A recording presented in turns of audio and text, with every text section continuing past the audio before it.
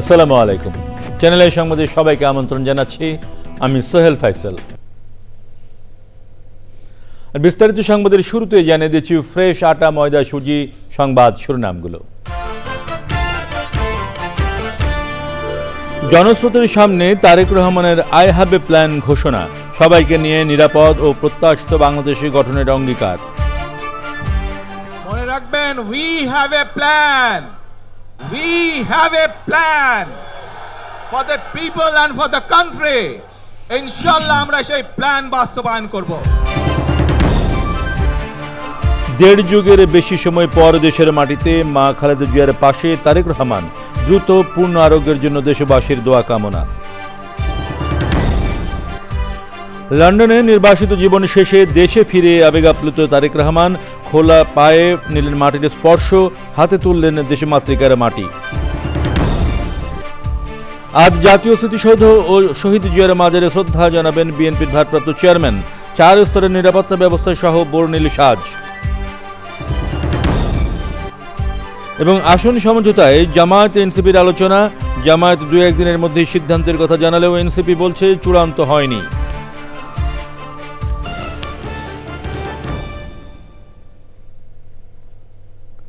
প্রিয় দর্শক, সংবাদ শিরোনামগুলো জানাচ্ছিলাম।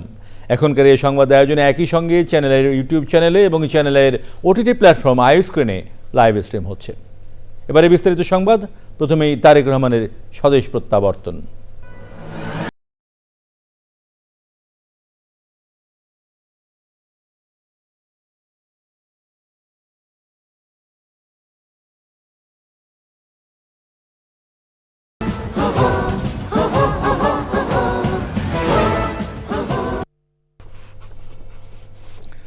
প্রায় দেড় যুগ পর দেশে ফিরে বিএনপির ভারপ্রাপ্ত চেয়ারম্যান তারেক রহমান অভ্যর্থনা সমাবেশে দেশবাসীর প্রতি কৃতজ্ঞতা জানিয়ে ঘোষণা দেন আই হ্যাভ এ প্ল্যান। রাষ্ট্র গঠনে সেই পরিকল্পনা বাস্তবায়নে সবার সহযোগিতা চেয়েছেন তিনি। 1971 আর জুলাই অভ্যুত্থানে শহীদদের প্রত্যাশিত ও নিরাপদ বাংলাদেশ গড়তে সবাইকে ঐক্যবদ্ধ হওয়ার আহ্বান জানান তারেক রহমান। অসুস্থ মা, সাবেক প্রধানমন্ত্রী ও বিএনপি চেয়ারপারসন বেগম খালেদা জিয়ার জন্য দেশবাসীর কাছে দোয়া চেয়েছেন তিনি। মনির হোসেনের ভিডিও চিত্রে রাহুল রায়ের রিপোর্ট। রাজধানীর জুলাই 36 এক্সপ্রেসওয়েতে তৈরি ছিল বিএনপির ভারপ্রাপ্ত চেয়ারম্যানের অভ্যর্থনা মঞ্চ।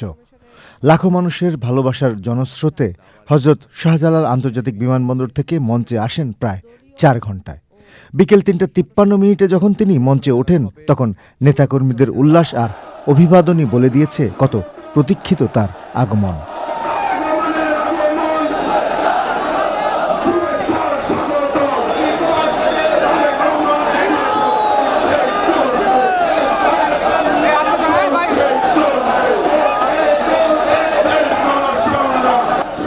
সতেরো বছর পর উপরে জন্মভূমির আকাশ, নিচে মঞ্চ আর সামনে নেতাকর্মীরা। প্রিয় বাংলাদেশ, 2008 সালের 11 সেপ্টেম্বর এক তরুণ এই দেশ ছেড়েছিলেন, আর 17 বছর পর যখন ফিরলেন তখন তিনি অনেক পরিণত। বহু মানুষের প্রত্যাশা পূরণের স্বপ্ন। বক্তব্যেও জানালেন তার দেশ গঠনের পরিকল্পনার কথা। মার্টিন লুথার কিং, তার একটি বিখ্যাত ডায়লগ আছে, আই হ্যাভ এ ড্রিম। আজ এই বাংলাদেশের মাটিতে দাঁড়িয়ে আপনাদের সকলের সামনে আমি বলতে চাই, বাংলাদেশ জাতীয়তাবাদী দলের একজন সদস্য হিসাবে আপনাদের সামনে আমি বলতে চাই, I have a plan for the people of my country, for my country. আজ এই পরিকল্পনা দেশের মানুষের স্বার্থে, দেশের উন্নয়নের জন্য, দেশের মানুষের ভাগ্যের পরিবর্তনের জন্য। যদি সেই প্ল্যান, সেই কার্যক্রম, সেই পরিকল্পনাকে বাস্তবায়ন করতে হয়, প্রিয় ভাই বোনেরা, এই জনসমুদ্রে যত মানুষ উপস্থিত আছেন, এই সারা বাংলাদেশে গণতন্ত্রের শক্তি যত মানুষ উপস্থিত আছেন, প্রত্যেকটি মানুষের সহযোগিতা আমার লাগবে। সবাইকে নিয়ে সমৃদ্ধ আর শান্তির বাংলাদেশ গড়ে তোলার কথা বলেন বিএনপির ভারপ্রাপ্ত চেয়ারম্যান। 24-এর আন্দোলনে যারা শহীদ হয়েছেন, ওসমান হাদি সহ 71-এ যারা শহীদ হয়েছেন, বিগত স্বৈরাচারের সময় বিভিন্নভাবে খুন গুমের শিকার হয়েছেন, এই মানুষগুলোর রক্তের ঋণ যদি শোধ করতে হয়, আসুন আমরা আমাদের সেই প্রত্যাশিত বাংলাদেশ গড়ে তুলব, যেখানে আমরা সকলে মিলে কাজ করব, যেখানে আমরা সকলে মিলে আমাদের প্রত্যাশিত বাংলাদেশকে গড়ে তুলব। বিভিন্ন আধিপত্যবাদ শক্তির গুপ্তচরেরা বিভিন্নভাবে ষড়যন্ত্রে এখন লিপ্ত রয়েছে। আমাদেরকে ধৈর্যশীল হতে হবে। গুরুতর অসুস্থতার মা সাবেক প্রধানমন্ত্রী ও বিএনপি চেয়ারপারসন বেগম খালেদা জিয়ার সুস্থতার জন্য সবার কাছে দোয়া চান। আমার মা দেশনেত্রী খালেদা জিয়ার কাছে যাব। একটি মানুষ, যে মানুষটি এই দেশের মাটি, এই দেশের মানুষকে নিজের জীবনের থেকেও বেশি ভালোবেসেছেন, তার সাথে কি হয়েছে আপনারা প্রত্যেকটি মানুষ সে সম্পর্কে অবগত আছেন। সন্তান হিসাবে আপনাদের কাছে আমি চাইবো, আজ আল্লাহর দরবারে আপনারা দোয়া করবেন, যাতে আল্লাহ ওনাকে তৌফিক দেন, উনি যাতে সুস্থ হতে পারেন। যাদের জন্য দেশনেত্রী খালেদা জিয়া জীবন উৎসর্গ করেছেন, নিজের জীবন, সেই মানুষগুলোকে আমি কোনোভাবেই ফেলে যেতে পারি না। এবং সেজন্যই আজ হাসপাতালে যাবার আগে আপনাদের প্রতি সহ টেলিভিশনগুলোর মাধ্যমে যারা সমগ্র বাংলাদেশে আমাকে দেখছেন, আপনাদের সকলের কাছে কৃতজ্ঞতা প্রকাশ করার জন্য আজ আমি এখানে দাঁড়িয়েছি। অভ্যর্থনা সমাবেশে বক্তব্যের পরেই তারেক রহমান রাজধানীর এভারকেয়ার হাসপাতালে ছুটে যান তার অসুস্থ মার কাছে। কোনো বিশেষণ, কোনো শব্দগুচ্ছই যথেষ্ট নয় এমন ফিরে আসা গল্পের বর্ণনায়। তবে এটুকু বলাই যায়, রাজ্যহারা এক রাজপুত্রের রাজকীয় প্রত্যাবর্তন। বড় অস্থির সময়ের বাংলাদেশে অনেক প্রত্যাশার চাপ নিয়ে ফিরলেন তিনি। দলের নেতাকর্মী, বিশিষ্টজন, এমনকি সাধারণ মানুষও মনে করছে নির্বাচন, গণতন্ত্র প্রতিষ্ঠা সহ নানামুখী চ্যালেঞ্জের সামনের বাংলাদেশকে আলোর পথ দেখাবেন তারেক রহমান। তারেক রহমানের অভ্যর্থনা মঞ্চ থেকে রাহুল রায়, চ্যানেল আই। সংবর্ধনা সমাবেশ থেকে রাজধানীর এভারকেয়ার হাসপাতালে ছুটে যান বিএনপির ভারপ্রাপ্ত চেয়ারম্যান তারেক রহমান। সেখানে চিকিৎসাধীন মা সাবেক প্রধানমন্ত্রী ও বিএনপি চেয়ারপারসন বেগম খালেদা জিয়ার শারীরিক অবস্থার খোঁজ নেন তিনি। 1 ঘন্টারও বেশি সময় হাসপাতালে অবস্থান করেন তারেক রহমান। জয়দেবের ভিডিওচিত্রে জান্নাতুল বাকিয়া কেকার রিপোর্ট। রাজধানীর পূর্বাচলে জুলাই 36 এক্সপ্রেসওয়ের মঞ্চে গণসংবর্ধনা সমাবেশ থেকে এভারকেয়ার হাসপাতালে যাবেন। পূর্ব নির্ধারিত এই কর্মসূচি জেনে সারা দেশ থেকে সমর্থক ও নেতাকর্মী ভিড় করেন হাসপাতালে।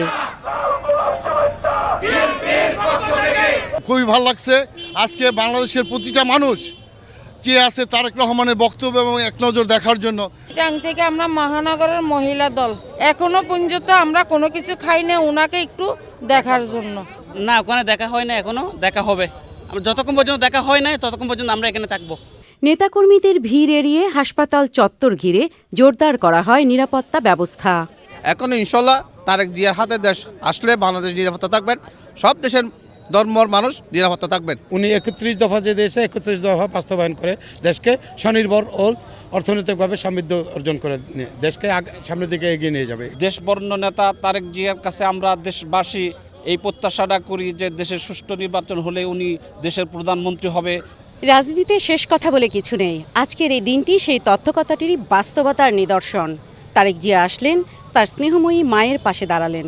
এখন তার সামনে বিশাল এক চ্যালেঞ্জ, সময় মতো নির্বাচন এবং স্থির, স্বনির্ভর, সকল ধর্ম মত নির্বিশেষে জাতি মানুষের জন্য একটি নিরাপদ বাংলাদেশ। সেই চ্যালেঞ্জ সামনের দিনগুলোতে কতটা কিভাবে ধরে রাখতে পারেন, মোকাবেলা করতে পারেন, সেটি এখন দেখার বিষয়।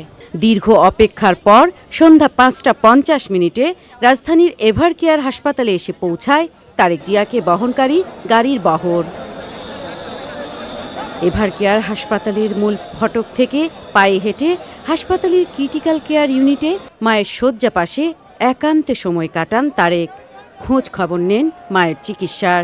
এ সময় সিসিউর বাইরে বিএনপির স্থায়ী কমিটির সদস্যরা অপেক্ষায় ছিলেন। এর আগে বিকেল 5:15 হাসপাতালে যান তারেক রহমানের স্ত্রী জুবাইদা রহমান এবং মেয়ে জায়মা রহমান। সন্ধ্যা 7:15টার পর গুলশানের বাসার উদ্দেশ্যে হাসপাতাল ত্যাগ করেন তারেক রহমান। জান্নাতুল বাকিয়া কেকা, চ্যানেল আই, ঢাকা। দীর্ঘ নির্বাসন জীবন শেষে দেশের মাটিতে পা দিয়ে আবেগাপ্লুত হয়ে পড়েন তারেক রহমান। বিমানবন্দরে খালি পায়ে নেন মাটির স্পর্শ, হাতে তুলে নেন দেশমাতৃকার মাটি। দেশের প্রতি তার এই আবেগ ছুঁয়ে যায় প্রতিটি হৃদয়। সহযাত্রী স্বজনরা হয়ে পড়েন বাকরুদ্ধ। হাবিবুর রহমানের ভিডিও চিত্রে চকর মালিথার রিপোর্ট। তারেক রহমানকে নিয়ে বিমানের লন্ডন ফ্লাইট বৃহস্পতিবার সকাল 10টার দিকে সরাসরি সিলেটে অবতরণ করে। সিলেটে পৌঁছে তারেক রহমান সামাজিক যোগাযোগ মাধ্যমে ফ্লাইটের ছবি দিয়ে লেখেন, অবশেষে সিলেটে, বাংলাদেশের মাটিতে। সিলেট থেকে ফ্লাইটটি 11টা 40 ঢাকার হজরত শাহজালাল আন্তর্জাতিক বিমানবন্দরের রানওয়ে স্পর্শ করে। ফ্লাইট থেকে তারেক রহমান তার স্বভাবসুলভ ভঙ্গিতে বেরিয়ে সোজা ভিআইপি টার্মিনালে এলে দলের শীর্ষ নেতারা তাকে স্বাগত জানান।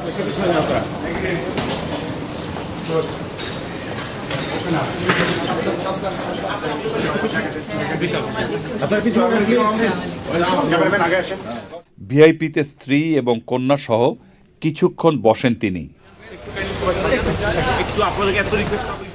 সেখান থেকেই মোবাইলে কথা বলে প্রধান উপদেষ্টাকে ধন্যবাদ জানান তারেক রহমান। আপনার শরীর কেমন আছে? আমি আমার পক্ষ থেকে এবং আমার পরিবারের পক্ষ থেকে ধন্যবাদ জানাচ্ছি। আপনি আপনার পক্ষ থেকে বিভিন্ন রকম আয়োজন করেছেন, বিশেষ করে আমার নিরাপত্তার জন্য। Thank you so much. VIP গেটে গাড়িতে ওঠার আগে তারেক রহমান হঠাৎ করে সেখানে ফুলের বাগানে যান। নিজ হাতে জুতার ফিতা খুলে বাগানের মাটিতে পা রাখেন তারেক রহমান। এক মুঠো মাটিও হাতে তুলে নেন তিনি। দলের সিনিয়র নেতাদের সাথে একটা বাসে ওঠেন তিনি।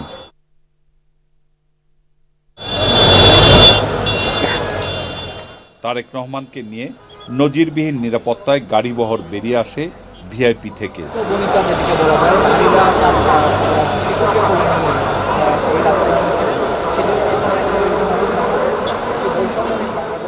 এয়ার কন্ডিশন গাড়ির সামনে দাঁড়িয়ে সকলের প্রতি হাত নেড়ে শুভেচ্ছা জানান তারেক রহমান।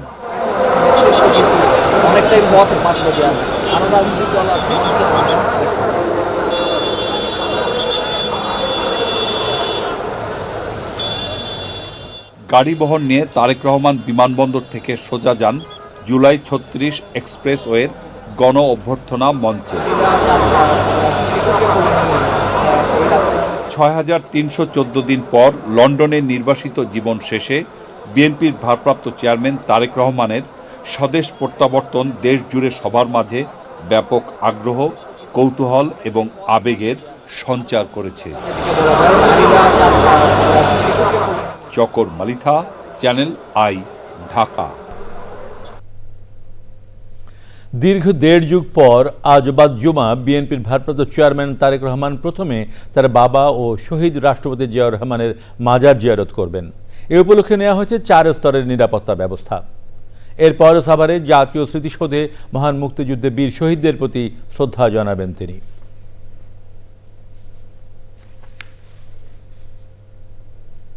দর্শক, এই মুহূর্তে রাজধানীর গুলশানে তারেক রহমানের বাসার সামনে আছেন নাজিব বেগ। আমরা সরাসরি যাচ্ছি তার কাছে। নাজিব, তারেক রহমানের আজকের কর্মসূচি সম্পর্কে আমাদের জানান।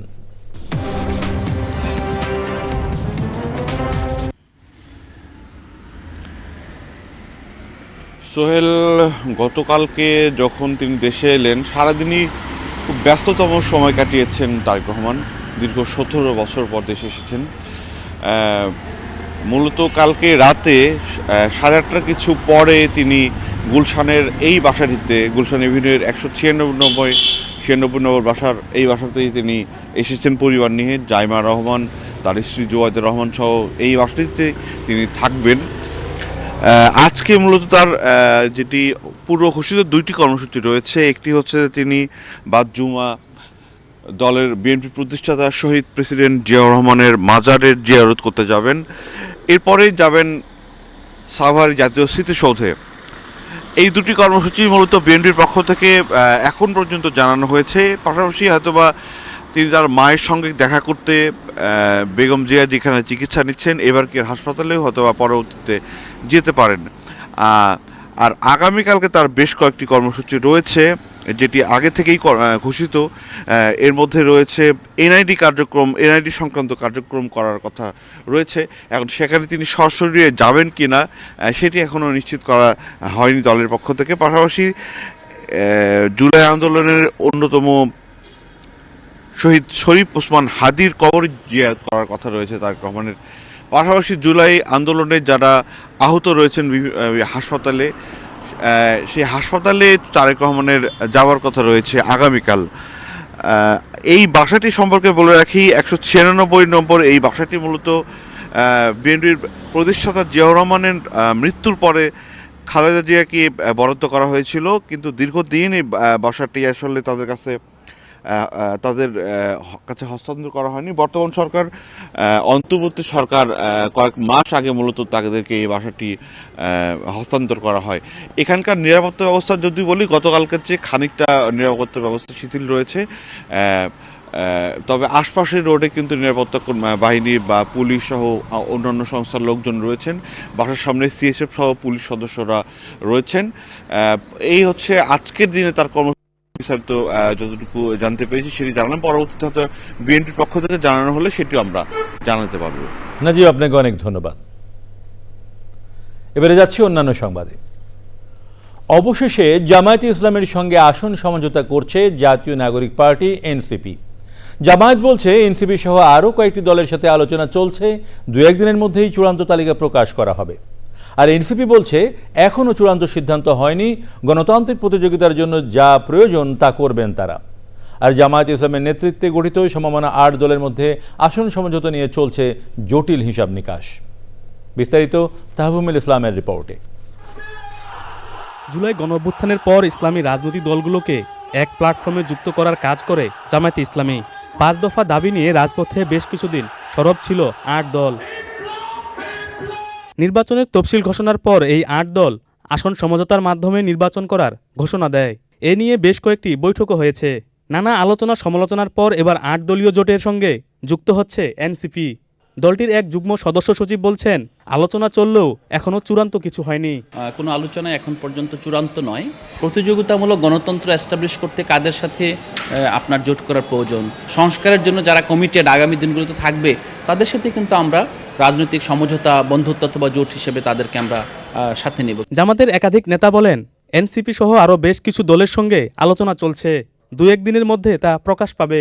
ফাইনালি এখন আমরা নির্বাচনের আসন বন্টনেরও প্রায় চূড়ান্ত পর্যায়ে পৌঁছে গেছি। এই পর্যায়ে এসে যাদের সাথে কথা হচ্ছে এই সবগুলো আলোচনায় একটা প্যাকেজে আমরা নিয়ে আসবো। হ্যাঁ, এনসিপির সাথে আলোচনা হচ্ছে, কর্নেল অলি সাহেবের সাথে আলোচনা হচ্ছে, আরও অনানুষ্ঠানিক আলোচনা আছে, সেগুলো ফরমাল হলে বলবো। নতুন মিত্র পাওয়ার সম্ভাবনা তৈরি হলেও জামাতের জোটের আসন বন্টন নিয়ে টানাপোড়েন শুরু হয়েছে। জামাত এটিকে নতুন অভিজ্ঞতা হিসাবে দেখছে। ফিলিংস আমাদের মধ্যে কাজ করছে, আলহামদুলিল্লাহ। এটা একটা চ্যালেঞ্জ, এটা একটা ভালো দিক যে রাজনীতিতে এগুলা থাকবে এবং শেষ মুহূর্তে এসেই এই ধরনের কিছু চ্যালেঞ্জকে ফেস করতে হয়। সব দলের নেতৃত্ব চায় যে তার দল 2টা আসন বেশি নির্বাচন করুক। এই জন্য আলাপ আলোচনা দীর্ঘ হওয়ার কারণে চাপ অনুভূত হচ্ছে বলে কেউ মনে করতে পারে, কিন্তু একটা সুরাতে যেতে পারবে। তবে জামায়াতে ইসলামের সাথে আসন সমঝোতা করলে এনসিপির একাধিক নারী নেত্রী নির্বাচন না করার ইঙ্গিত দিয়েছেন। তাফহিমুল ইসলাম, চ্যানেল আই, ঢাকা। প্রিয় দর্শক, আপনারা দেখছেন চ্যানেল আই সংবাদ। এবারে নিচ্ছি খানিকক্ষণের বিরতি। আর বিরতির পর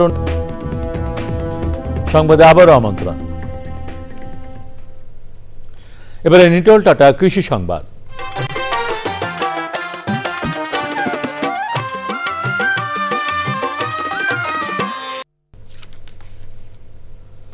মাদারীপুরে দুর্বৃত্তদের দেওয়া আগুনে ছাই হয়ে গেছে একটি মুরগির খামার।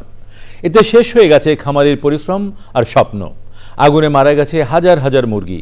ক্ষয়ক্ষতির পরিমাণ কয়েক লাখ টাকা বলে দাবি খামারির। এবারে প্রকৃতি সংবাদ।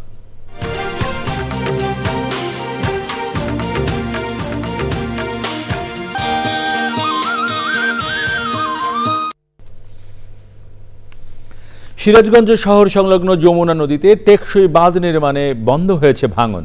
জেগে উঠেছে নদীতে হারিয়ে যাওয়া প্রায় 1156 একর সরকারি বেসরকারি জমি। বৃক্ষরোপণ সহ পরিবেশ বান্ধব নানা উদ্যোগে প্রাণ ফিরেছে প্রকৃতিতে। কর্মসংস্থানের লক্ষ্যে উদ্যোগ নেওয়া হচ্ছে অর্থনৈতিক অঞ্চলের মতো বিশাল কর্মযজ্ঞ। এবারে খেলার খবর। এরই সাথে শেষ করছি এখনকার সংবাদ। সবশেষে ফ্রেশ আটা ময়দা সুজি সংবাদ শিরোনামগুলো জানিয়ে দিচ্ছি আরও একবার। জনস্রোতের সামনে তারেক রহমানের আই হ্যাভ এ প্ল্যান ঘোষণা, সবাইকে নিয়ে নিরাপদ ও প্রত্যাশিত বাংলাদেশ গঠনের অঙ্গীকার। মনে রাখবেন, we have a plan, we have a plan for the people and for the country. ইনশাআল্লাহ আমরা সেই প্ল্যান বাস্তবায়ন করব। দেড় যুগের বেশি সময় পর দেশের মাটিতে মা খালেদা জিয়ার পাশে তারেক রহমান, দ্রুত পূর্ণ আরোগ্যের জন্য দেশবাসীর দোয়া কামনা। লন্ডনে নির্বাসিত জীবনের শেষে দেশে ফিরে আপ্লুত তারেক রহমান, খোলা পায়ে নিলেন মাটির স্পর্শ, হাতে তুললেন দেশে মাতৃকার মাটি।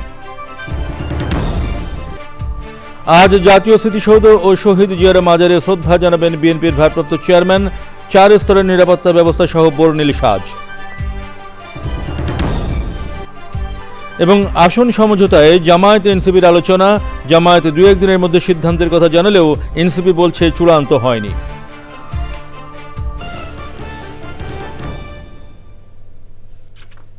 আমাদের পরের সংবাদ দেখার আমন্ত্রণ জানিয়ে বিদায় নিচ্ছি। সবাইকে ধন্যবাদ।